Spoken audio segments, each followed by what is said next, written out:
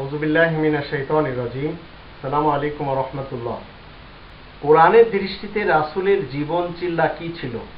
তিনি চিরকাল দাঈয়ে কোরআন ছিলেন, মুবাল্লিগে কোরআন ছিলেন, যার প্রমাণে ৫ নম্বর সূরা আল মায়েদা ৬৭ নম্বর আয়াতে আল্লাহ বলেছেন, ইয়া আইয়ুহার রাসূল বাল্লিগ মা উনজিলা ইলাইকা মির রাব্বিক। হে নবী, হে রাসূল, তোমার প্রতি যা নাজিল হয়েছে তা প্রচার করতে হবে, তোমাকে তার তাবলীগ করতে হবে। যখন আল্লাহ বলেছেন তখন তিনি প্রচার শুরু করে দিয়েছেন। রাসূল কারীমকে যখন বলা হয়েছে ইলামু, জেনে রাখো, তখন রাসূল জানা শুরু করেছেন।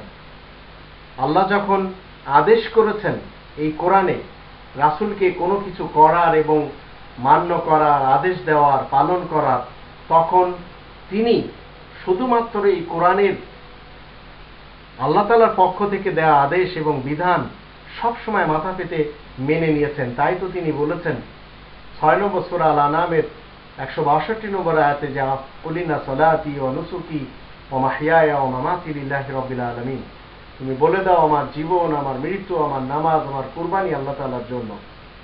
তো আল্লাহ তাআলার রাসূল চিরকাল আল্লাহ তাআলার নির্দেশ মেনেছেন আয়াতের মাধ্যম দিয়ে। তিনি কখনো কোনো আয়াতকে গোপন করেননি। তার আখলাক, এই কোরআনী আখলাক, এর বাহিরের কোনো চরিত্র আমরা না পড়ব, না কাউকে পড়ার জন্য উৎসাহিত করব। কারণ রাসূলের জীবন হলো এই কোরআনী জীবন। কোরআনের ভিতরে সব কিছু তার লেখা রয়েছে। তিনি কখন কি করতেন, কখন কি খেতেন, কিভাবে চলাফেরা করতেন, সব কিছুই কোরআনে রয়েছে। কোরআনের বাহিরের কোনো গ্রন্থের কোনো কথা আমরা নিশ্চিতভাবে বলতে পারবো না যে সেগুলি সত্য কথা, সন্দেহ মুক্ত কথা। কারণ কোরআনের ২ নম্বর সূরা আল বাকারার ২ নম্বর আয়াতে এবং ৩২ নম্বর সূরা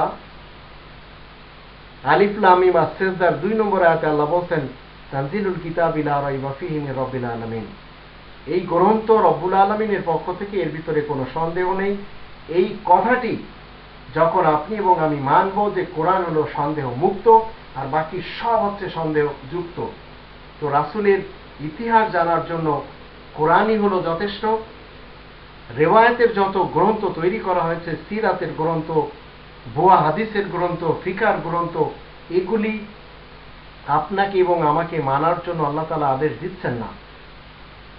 রাসূলের জীবন চরিত্র কোরআনের বাহিরে যদি কোনো কিছু হতো তাহলে সেটা আল্লাহ তাআলার পক্ষ থেকে পাঠানো হতো।